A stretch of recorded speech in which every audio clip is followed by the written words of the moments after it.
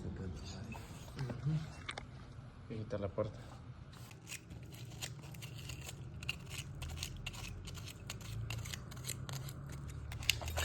Esto es lo que vamos a poner ahí. Esto puede ayudar.